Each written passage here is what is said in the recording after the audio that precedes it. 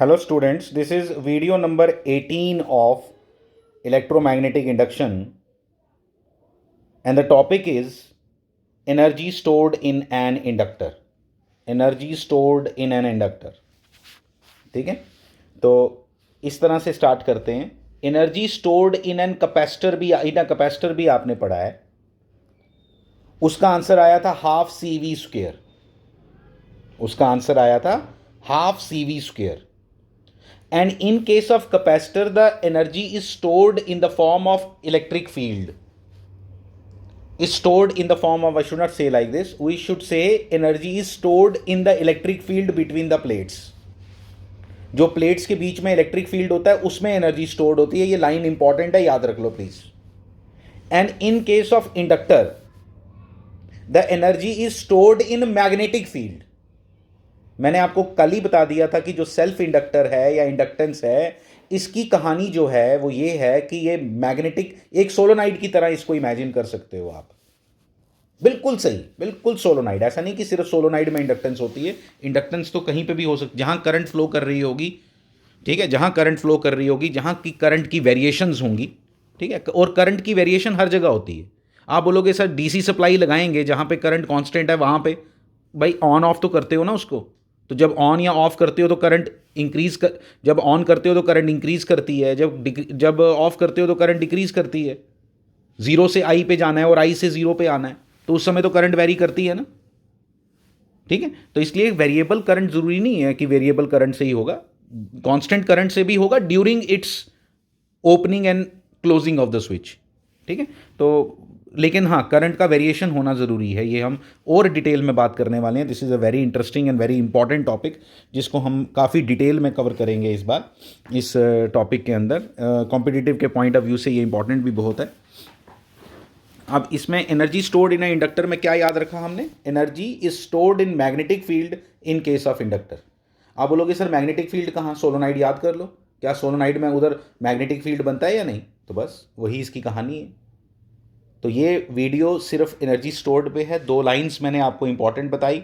Energy stored in a capacitor is equal to half C V square and it is stored in the electric field. And in case of inductor the energy stored is equal to half L I square. C की जगह क्या आ गया? L. और we की जगह क्या आ गया? आई. तो वहाँ था हाफ सी वी स्क्वेयर, यहाँ है हाफ एल आई स्क्वेयर. वहाँ था इलेक्ट्रिक फील्ड में एनर्जी होती है, यहाँ है मैग्नेटिक फील्ड में. एक बात तो ये बता दी आपको.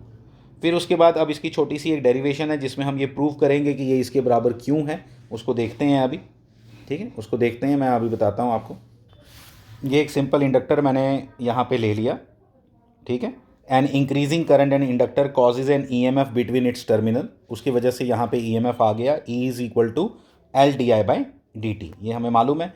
ये बैटरी मैंने किस हिसाब से बनाई कि जो करंट यहाँ फ्लो कर रही है उससे अपोजिट डायरेक्शन में वो जाएगा. फाइन.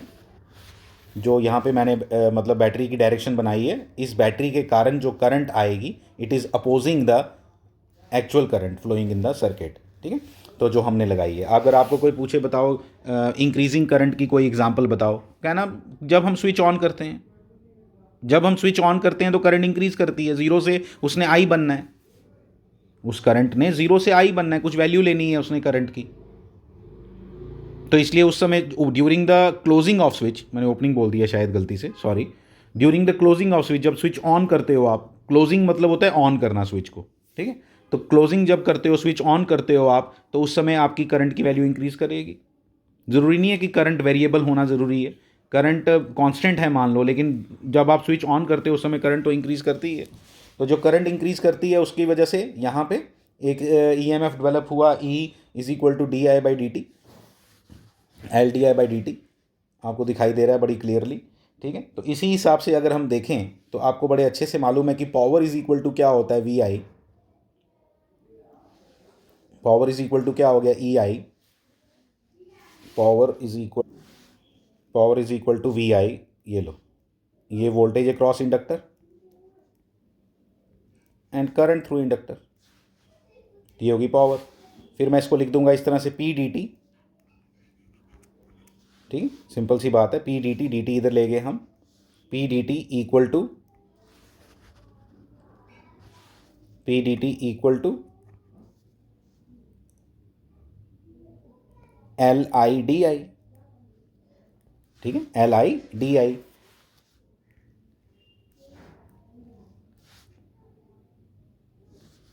जब T इक्वल टू 0 था तो करंट भी 0 थी।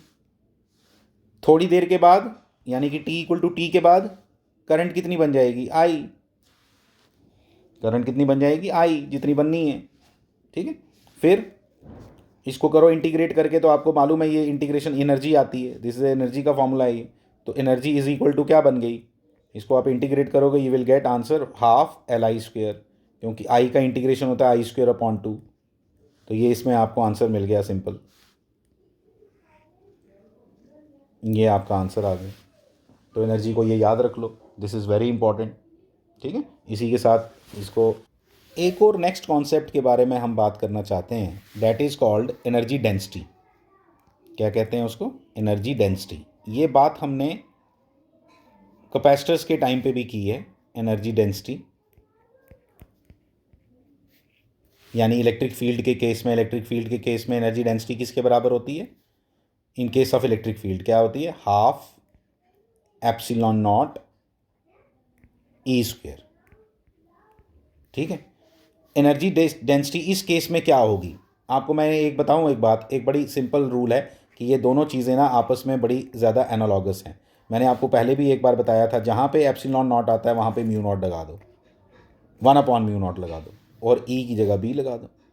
ये इसका आंसर है, ठीक है। ये इसको ड्राइव भी किया हुआ है इन लोगों ने, लेकिन हमें ड्राइव करने की कोई ख़ास ज़रूरत नहीं है। आप इसको याद रख लो, एनर्जी डेंसिटी। ये था इलेक्ट्रिक फील्ड के केस में, ये है मैग्नेटिक फील्ड के केस में, ठीक है। इसको याद रख लो, ये जो भी है। The energy per unit volume, energy per unit volume बड़े इजीली ड्राइव किया जा सकता है, बट मुझे रिक्वायर्ड नहीं लग रहा अभी कि इसको ड्राइव करना चाहिए, ठीक है। इलेक्ट्रोस्टैटिक्स के केस में फॉर्मूला क्या था? Half epsilon not E²। वो अगर आपको याद हो जाए तो आप सिंपली ये वाला फॉर्मूला भी याद कर सकते हो। I simply many times I have told you कि E को रिप्लेस कर दो B के साथ, और एप्सिलॉन नॉट जहाँ पे हो वहाँ पे रिप्लेस कर दो 1/μ0 के साथ, ठीक है। इससे एक बड़ा इंपॉर्टेंट रिलेशन भी आता है कि जब हम इलेक्ट्रोमैग्नेटिक वेव्स के बारे में बात करेंगे ना, तो वी विल सी कि ये बार बार वहाँ पे एनर्जी इधर से इधर ट्रांसफ़र होती है, ठीक है। ये हमेशा ये वाली एनर्जी इसमें कन्वर्ट होती है, ये वाली एनर्जी इसमें कन्वर्ट होती है, ठीक है। तो वहाँ पे हम इन दोनों की रेशो को, E/B को हम क्या बोलते हैं? C। E/B equal to C होता है। और अगर आप यहाँ से देख सको तो आपको दिखेगा कि E/B करके आपका आंसर 1/√μ0 एप्सिलॉन नॉट आता है, और ये आपकी स्पीड ऑफ लाइट के बराबर होता है, ठीक है। स्पीड ऑफ लाइट के बराबर होता है। ये रिलेशन हमने पढ़ने हैं इलेक्ट्रोमैग्नेटिक वेव्स में, इसकी कोई अभी खास इंपॉर्टेंस नहीं है, लेकिन मैं आपको याद दिलाऊंगा कि वहाँ पे ये रिलेशन वहाँ पे फिर से यूज़ होगा, ठीक है। तो इसमें क्वेश्चन करते हैं, मैं आपको क्वेश्चन बताता हूँ। What inductance would be needed to store 1 kilowatt hour of energy in a coil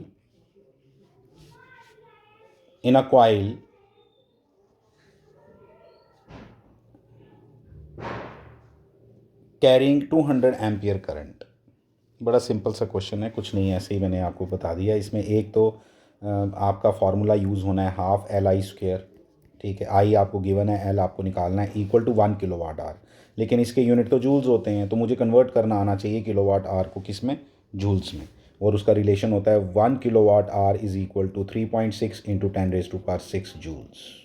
बस इतना सा क्वेश्चन था, कुछ भी नहीं है इसके अंदर, ठीक है। और एल की वैल्यू जब आप कैलकुलेट करोगे यहाँ पे, तो it comes out to be 180 henries. ये इसका आंसर है, एज सिंपल एज दैट, ठीक है। तो इसमें कुछ भी ऐसा नहीं है जो आपको डिफ़िकल्ट लगे। This is the next question. A 10 Henry inductor carries a current of 20 ampere, ठीक है। उसमें 20 एम्पियर करंट वो कैरी कर रहा था। अब जो उसने एनर्जी स्टोर की है उससे वो क्या चाहते हैं? मेल्ट करना आइस को। तो आइस को मेल्ट करेंगे तो कितने केजी आइस जो है, हाउ मच आइस, कितने केजी आइस उससे मेल्ट हो जाएगी। तो हम एनर्जी स्टोर निकाल लेंगे 20 एम्पियर के कारण वो कितनी एनर्जी स्टोर कर लेगा। तो हाफ LI², ठीक है, हाफ LI² जो एनर्जी स्टोर की उस इंडक्टर ने, ठीक है, इज़ इक्वल टू, ठीक है, क्या है ये लेटेंट हीट ऑफ आइस क्या बोल रही है? बोलो। कि भाई इतने जूल एनर्जी चाहिए 1 kg के लिए, तो तुम एनर्जी निकाल ले हो। ठीक है, मान लो तो सिंपल इसको क्या आएगा, देखो मैं बताता हूँ। ये होता है इसका formula, half Li² is the energy produced and this energy will be used, ये MLF, M is the mass of the ice which will be melted. ठीक है, वो इससे वो मेल्ट हो जाएगी। ये यूज़ करो formula half Li² equal to MF, तो आपका आंसर आ जाएगा। दैट्स इट, इसमें है ही कुछ नहीं, सारी कहानी इस फॉर्मूले की है इसके अंदर, इसकी बस। आपको basically latent heat of fusion पता होना चाहिए आइस का, तो वहाँ से आपको मास निकल जाएगा। एंड आंसर भी बता देता हूँ आपको कितना आएगा, और जो इसका आंसर आएगा that is equal to 0.88 kg। ठीक है, ये याद रखें, इसका आंसर ये आएगा। This is the next problem. क्या लिखा है उसके अंदर, the current in an inductor is given by, current की वैल्यू दी हुई है, वेरिएबल करंट है ये वाली। The self induced EMF is 10 millivolt, find this L। तो पहले L निकालने के बारे में बात कर लेते हैं ज़रा। इसके अंदर देखो, इस क्वेश्चन के अंदर क्या है, this is a variable current. ठीक है, फिर उसके बाद इंड्यूस्ड EMF कितना है, 10 मिलीवोल्ट। L की वैल्यू निकालनी है, आपको क्लियरली पता होना चाहिए L इज इक्वल टू क्या होता है, E इज इक्वल टू क्या होता है, LDI/dt। तो L इज इक्वल टू क्या हुआ, E/DI/dt। DI/dt इसका निकाल लो, 16 आएगा। यहाँ से E की वैल्यू कितनी है, 10 इंटू 10⁻⁻, ये लो 10 इंटू 10⁻³ डिवाइडेड बाय 16। 16 क्या है, DI/dt, इसका डेरिवेटिव तो 10/16, 10/16 हो गया 5/8, 5/8 होता है 0.625। तो 0.625 milli henry is the answer. L का अच्छे से लिख के रखना, 0.625 milli henry is the answer. Next part में क्या पूछा, एनर्जी स्टोर्ड निकालने के लिए क्या फॉर्मूला है एनर्जी का, एनर्जी को इसकी U से रिप्रेजेंट कर देते हैं, U equal to half Li²। लेकिन I कौन सा लोगे, I तो वेरिएबल है यहाँ, इसीलिए उसने टाइम दे के रखा हुआ है 1 सेकेंड की। 1 सेकेंड में कितनी एनर्जी स्टोर कर गया आपका इंडक्टर, तो यहाँ से आ गया, वेरी सिंपल। तो कितना, 21। I की वैल्यू क्या डालोगे, 21। कैसे आया 21, 5 + 16 21, तो 21 का स्क्वायर। तो L इक्वल टू क्या आएगा, हाफ, L कितना है 0.625 इंटू 10⁻⁻3, ये L, और 21 का स्क्वायर, 21 का स्क्वायर, इधर से आंसर आ गया। ठीक है, नेक्स्ट देखो, नेक्स्ट में क्या पूछा, पावर सप्लाइड। ठीक है, पावर सप्लाइड जब भी निकालना हो तो वोल्टेज इंटू करंट करो, तो वोल्टेज इंटू करंट, और आंसर किस में आएगा, जो आपने अभी एनर्जी स्टोर निकाली वो जूल्स में लिखना please, that is in joules. और जब पावर सप्लाइड की बात आएगी तो that is equal to voltage कितनी है, 10 into 10⁻³ multiplied by 21 current, 21 voltage into current is power supplied. Answer किस में आएगा, वॉट्स में या जूल्स पर सेकेंड में, याद रखना वॉट जूल पर सेकेंड ही होता है। ठीक है, तो ये इसका पावर सप्लाइड का आंसर आ गया। तो वेरी सिंपल क्वेश्चन। ठीक है, कुछ भी नहीं था इसके अंदर, सिर्फ इसलिए बताया कि वेरिएबल करंट आ जाए तो उसके साथ कैसे डील करना है, तो हमने इसमें सीख लिया। ठीक है, तो ये क्वेश्चंस थे, एनर्जी स्टोर्ड के बारे में भी आपको बता दिया। अगला टॉपिक जब हम पढ़ेंगे उसमें आएगा अब आपका RL circuit, that is very very important, RL circuit. तो नेक्स्ट वीडियो इसमें आएगा, लेकिन ये थोड़ा बड़ा बेसिक कवर कर दिया आपका एनर्जी स्टोर्ड का। ठीक है, थैंक यू वेरी मच।